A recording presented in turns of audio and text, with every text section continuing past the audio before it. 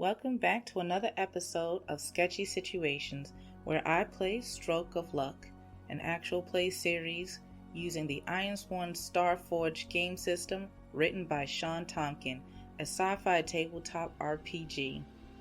I also want to give a big shout out to RSec for DataSworn that is used in the construction of Stargazer, which was made by Nick Boughton. Again, I'm very good at butchering names. That I use very heavily during my gameplay. So thank you, you two, as well as Joshua Mihan, and everyone that commented, gave me words of encouragement, shared things. Just thank you so much. You can find links to the game and credits to all assets used in my video in the description below. With those disclaimers out of the way, welcome to our first session. This is where it all happens. Of course, I want to start off saying a few things. In that sector creation, I completely forgot two particular things. The initial disposition of the settlement and also the settlement trouble. For the sake of some suspense and some drama, I'm going to keep the settlement trouble to myself for now, but the initial disposition of Reprise is welcoming. But let's focus on what's going on. Right now, Ghost has been directed to Reprise to speak with a supposed precursor expert. He finds out this precursor expert is actually an artifact hunter named Juro Quan.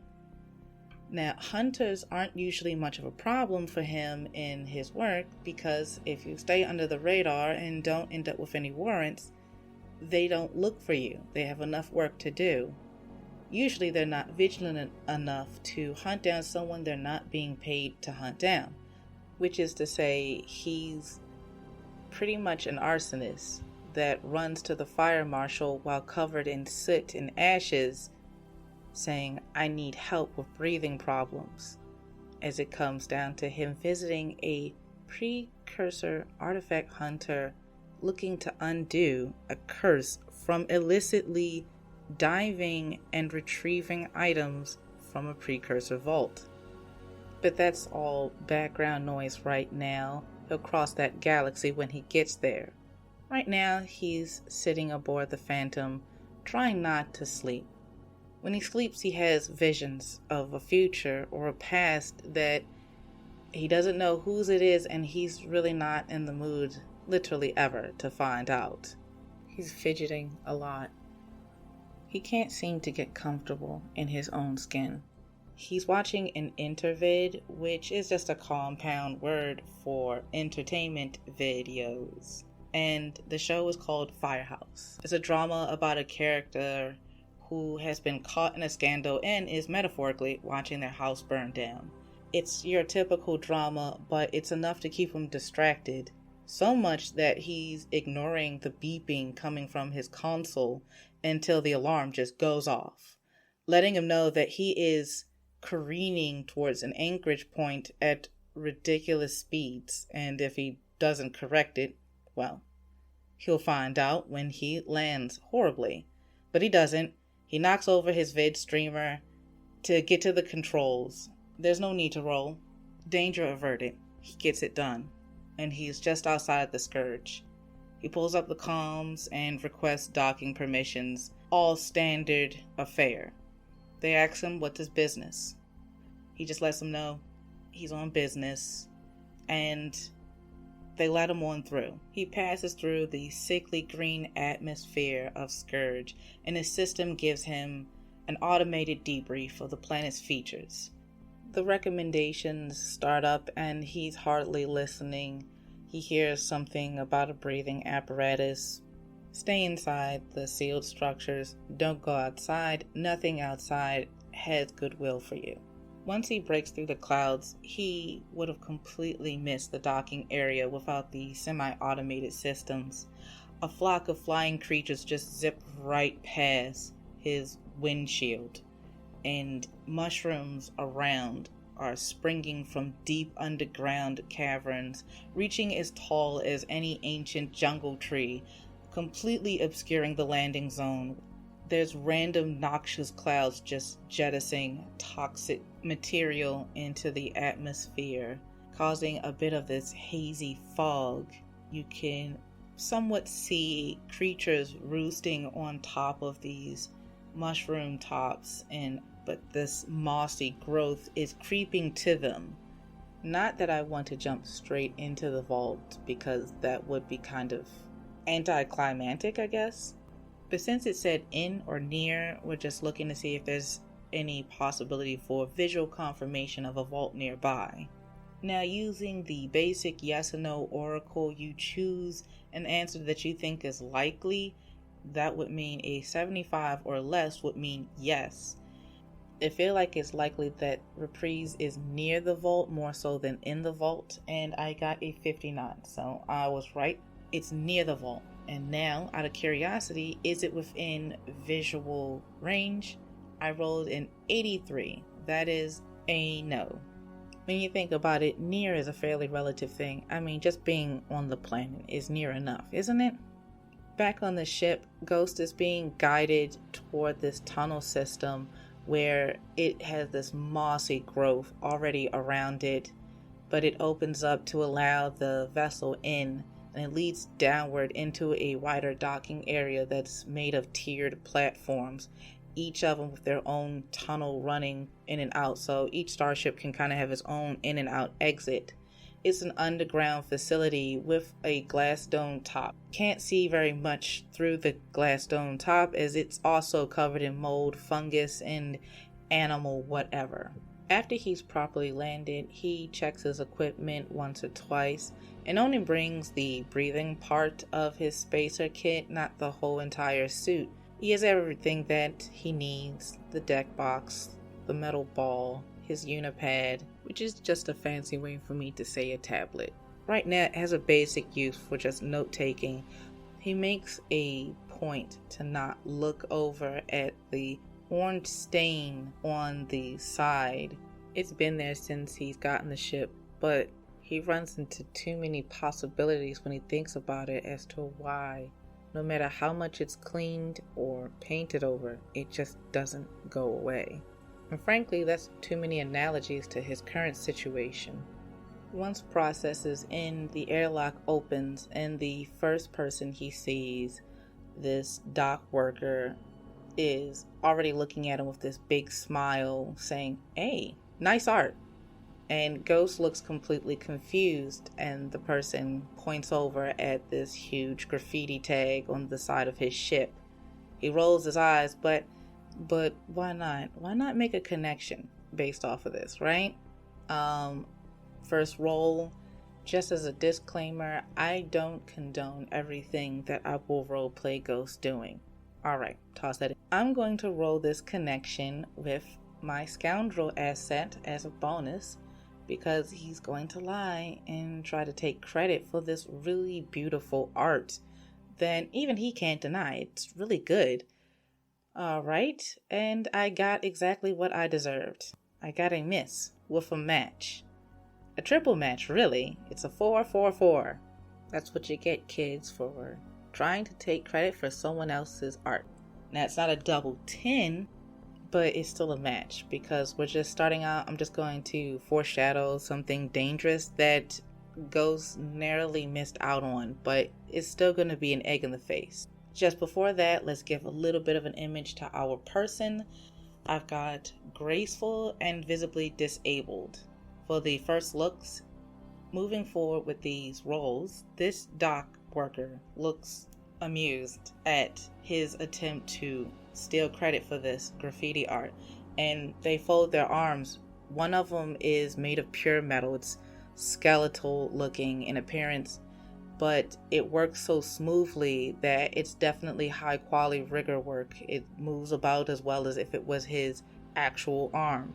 They ask Ghost, "Do you really want to take claim for this? You sure?" And when he doesn't answer, the person continues, "Look, it's better to be a victim in this situation. The person that does this art, they don't just tag ships. They're also known for terrorizing board communities. This might not be one you want to take credit for." When Ghost tries to offer an awkward thank you, they raise their hand and shake their head. Look, don't worry about it. Just welcome to Reprise. You got any questions? The intake and directory is right over there. They point over to a desk further down the lane that has this big sign on it that says intake and directory. Ghost heads over to this, trying to focus on getting some work done. He knows that Juro is on Reprise, but he has no idea where and doing what. He's going to take normal public channels and not bring immediate attention to himself. We're going to roll gather information. No scoundrel here. We're just going up to ask the nice little kiosk person where Juro Quan is. When Ghost steps up to the counter, the individual smiles brightly and says, "Welcome to Reprise, an independent mining facility where you can trade for mined materials or rent a time slot and location to excavate your own. What will be your business today?" Ghost shakes his head and leans on the counter. "Neither one. I'm meeting someone here, Juro Quan." So that's a weak hit for gather information. That means that I get new insight, but it also complicates my quest, and I take a +1 on momentum. A runner-up prize for the mishap of earlier. They look at Ghost with mild curiosity, but they have no reason to keep this information hidden. They tap their console a few times, obviously irritated at it moving slow. Their eyebrows quirk up and then they look up at Ghost. "Oh, Mr. Juro Quan." "Yes, I have a Juro Quan here. He's a hunter, currently with clearance through the mining area." "Okay, can you call him up? Or how do I get down there?" "Well, to reach the mining area, you need to be authorized personnel or purchase a location and a time slot for the safety of our clients and resident mine workers. Unfortunately, no communications on this level can reach the mining area. The surrounding environment makes such communications impossible. Ghost wants neither to buy a slot nor to purchase any resources at this time. So this is the complication here. Ghost knows exactly where he is, but he can't get a message to him and he's not allowed to get there. Well, old habits die hard, and he falls on them fairly quick. We're going to roll Compel plus Shadow plus Scoundrel, as he's about to bluff his way through in the dumbest way possible, and then has the audacity to nail it with a strong hit. Ghost whips out this classic TV badge quick, enough to be able to see Hunter Slater on it, but not long enough for this administrator to take in the details. No idiot would pose to be a hunter. The repercussions of getting caught are just not worth whatever you're faking it for. But here we are. So much for using normal public channels and keeping your head down, right? This administrator also notices Ghost's eyes. He has what they call forge eyes, which seem to swirl with the unpredictable energies of the forge that a dangerous number can control. And just as I'll call it a truth evolution, hunters are very often mystics or divergents. Often enough to say every hunter is a mystic, but not every mystic is a hunter. The administrator whispers something under their breath, maybe a prayer, maybe a slur. Ghost isn't concerned. I didn't realize the situation was so dire that it called in 2 hunters. "I apologize. I'll work on your clearance right away." They work quickly at getting things set up and then look up and inform Erin that clearance has been provided, but they still need to finish the process at the next intake desk at the mining elevator. Ghost tips his non-existent hat and happily moves on to the next step. The first main chamber that Ghost reaches is a little congested, with a good mix of obvious contractors and resident mine workers, which is fine for him. It's like a home away from home. He's used to tighter areas when you have to keep your eyes out for your pockets and at any given moment probably your life. There's some vending machines, a couple of food stalls, but this is otherwise just a main throughway where people pass through one tunnel to another. At the very center is this isometric hollow map of Reprise. It's not that big of a place, and it's made mostly of a tunnel network that leads from one large structure to the other. Stepping up to it, he notices that it also provides more specific status information, probably for the condition of particular halls that may have growth outbreaks, and sweepers, as they call them, are going through to burn them and seal the cracks are coming through. Just to prepare though for possibly some nuisance going on at the elevator, we're going to secure an advantage. We're going to see, like, is the way there, or is anything bad going on in the mining area by the elevator? We're going to secure an advantage, probably be ready for something coming up. He goes to the information panel, types in a couple of filters, rolling this plus wits. We have a miss with a match. You ever just go outside and realize that the world wants you to go back inside the house? This is this moment right here. Just using a public terminal. I'm gonna roll pay the price for some inspiration, because for the life of me I can't figure out how poking at a public terminal can turn into a nightmare. I have your equipment or vehicle malfunctions. This makes sense. The terminal blits out. After a few taps on the terminal screen, sparks fly out and shock Ghost, making him pull his hand back fast. Then the lights go out and come back on, red, flashing, spinning around with an alarm. And with that loud robotic voice is system-wide reboot. Acquire assisted breathing apparatus immediately. System-wide reboot. Everyone nearby grumbles and puts on their mask. He reaches into his long jacket and pulls out one that starts to unfold. Already, maintenance workers are running from one tunnel to the other, trying to figure out where the malfunction occurred. Ghost could behave, sit still, wait for it all to blow over. But this is a great time to get through this elevator, possibly, where they can't check his fake credentials. So he continues on from what he can remember from the map. The maintenance workers and the sweepers are completely ignoring him. They have bigger problems to deal with. Reaching the mining elevator seems to come to this dead-end kind of place where the elevator takes up the largest space, a huge platform with safety gates around it, intended for lugging and moving either large amounts of people or equipment or a mix of both. And off to the left is another intake and directory desk. They're still sitting there, poised and ready to take any inquiries. Even with this large mask over their face, they have an air of professionalism that Ghost can't deny. He lets them know that he has pre-clearance to take the mining elevator. So sweetly, they announce, while that may be possibly true, without the system up, they can't check for this clearance, and they can't grant him access to the elevator because they can't make a key. Ghost is a bit desperate here because he's already painted himself into a corner. He leans forward. "Who's your corporal? I could probably put in a good word for you. Let him know that you're very loyal to your position and you deserve some accolades for upholding the rules and regulations set forth by your superiors." As the administrator starts to speak up, Ghost can hear the condescending smile in their voice. As much as that's appreciated, Reprise is an independent mining community. We answer to no senior corporations. Ghost nods. Okay, so that means you still answer to the board then.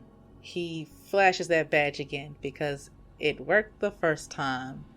We're gonna roll a compel plus shadow plus scoundrel and pray to all of the gaming gods that I don't make a mess out of myself. Holy crap, I didn't. Strong hit with a match. that means they will do what I want them to do, which is let me through. But as a scoundrel, it opens up an unexpected opportunity. And I take the value of my shadow as momentum. I'm presuming that the rewards here stack. I would normally get a +1 for compel, and my shadow is a +4 because power gaming. So I'm up to 9 momentum. Now, as for my unexpected opportunity, I'm going to have to roll something here. Description and focus. We have lost enclosure. All right. Sounds like a crate, maybe, if we're thinking about things that he would find opportune, like a cache of something. We'll just roll for a little bit more context. Action and theme. I have construct trade. Now, this fits completely with the theme of Reprise being a black market. So we're going to think some illegal tech here. All right, fitting this all together. Look, I wasn't going to take it this far, but I have important work to get to. So if you would so kindly make a way, I'm certain there's a alternate route you use for at least the safety of your clients. The administrator nods their head slowly. They can see the swirling energy even behind the tinted lenses of Erin's mask. Think like the Star-Lord's mask from Guardians of the Galaxy. And this administrator says, we do have an alternate route. It was recently shut down for maintenance reasons. They produced this key card. It looks similar to like a hotel card you may have seen. A singular group known as the Hammers have been using it to move equipment. They incline their head, hoping that Erin will catch the gist of what they're suggesting. Considering the circumstances, I'm certain they wouldn't mind sharing the space. Ghost tries to keep his composure. While he might be trying to get out of the life, he can't help but notice how effective the process is. He puts on the act, pretending to be the crooked cop this guy hopes he is, looks around and says, okay, you didn't happen to tell my friend down below, did you? There would have been no need to share this information as Juro Quan had access to the elevator at the time. Erin senses a tinge of animosity in this person's voice, or he could just be paranoid, but no reason to not believe they wouldn't tell someone later. Let's keep it that way for now, shall we? He and the administrator exchange a few more words where he's directed to where this area is. It's not too far off. It looks like they had truly tried to shut it down. In fact, they stuffed some things in the area like a abandoned storage closet, but you can see it's been moved around enough to make room for people coming and going. A magnetic card reader on the left-hand side of this hatch. It beeps once after Erin holds it up, and the little red light turns to green. As it was explained, apparently this runs on the network that is actually down below. But one of the few things, he hears the magnetic bars inside unlatch and a hiss from the door easing open. Inside is fairly dark, so Erin has to switch on his headlamp and begin to move inside. Just beginning, he can tell that it moves in a spiral fashion, so he can't see very well what's going to be around the corner at any given moment, and the lights here are very dim. It also looks like it's not kept the way the cleaners keep the rest of the tunnels, as this area was supposed to be decommissioned. But Erin has an idea that it probably has never been decommissioned, and this is the access they use for their more nefarious work. I'm going to undertake an expedition using wits with that knowledge in mind. I'm going to make it a troublesome ranked expedition because I don't want to stay in this forever, and if it ends badly, well, the rules will rank it up as it is. And with the push of a button, I have a strong hit by a landslide. 7 versus a 3 and a 1. As per the rank of the expedition, we mark progress. So for troublesome, we mark 3 full boxes. Now we envision where we're at, but that will be next week on Stroke of Luck. I thank you so very much for sticking this out with me. I hope you've enjoyed it, and if you have, please consider subscribing and hitting that bell for notifications and following me on Twitter. And you will find today I have dropped the first chapter of the amnesiac techie known as Chipset, who spends their free time saving a single station from continuous impending doom. You can find that on strokeofluck-sketchy.blogspot.com, and you can find that in the description below.